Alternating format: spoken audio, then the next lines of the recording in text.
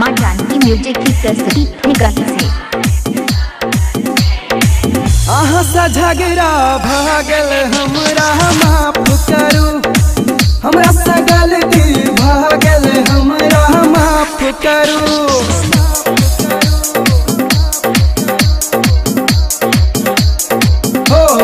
हमरा से गलती भागल हमरा माफ करू, अहाँ से झगड़ा भागल हमरा माफ करू।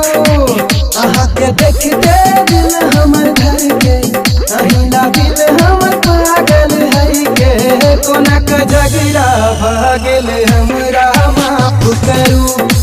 बड़ी का गलती भागल हमरा माफ करू, हमरा से गलती भागल हमरा माफ करू। माँ जानकी म्यूजिक की प्रस्तुति निगाही से।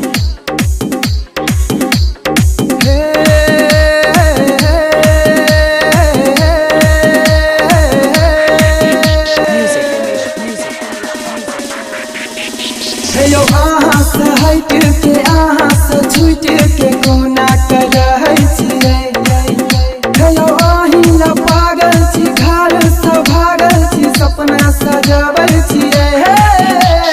अहाँ से हट के अहाँ से छूट के कोना कर छियै।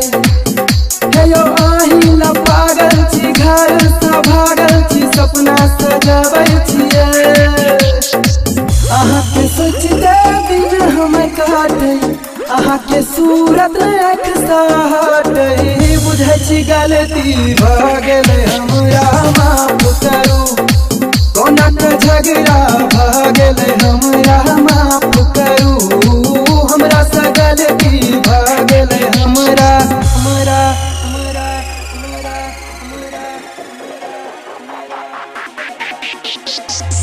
Umesh music Umesh music Umesh music प्रस्तुति निगाही से। सारा मोहल्ला ई करे है हल्ला की छौरा आवारा भेलै। जे भी चीजे हम छी अहीं पर मारै छी, अहाँ ल पागल छियै। सारा मोहल्ला ई करे है हल्ला की छौरा आवारा भेलै। जे भी चीजे हम छी अहीं पर मारै छी, अहाँ ल पागल छियै। अब के जाइते देख यहाँ के जाने कथी भेलै सारा जहाँ के, सबसे झगड़ा कह लेली हमरा माफ करू। हमरा से गलती भागल हमरा माफ करू, कोना के गलती भागल हमरा माफ करू। अहाँ से प्रेम भागल हमरा साथ चलू, अहाँ से प्रेम भागल हमरा साथ चलू। माँ जानकी म्यूजिक की प्रस्तुति निगाही से।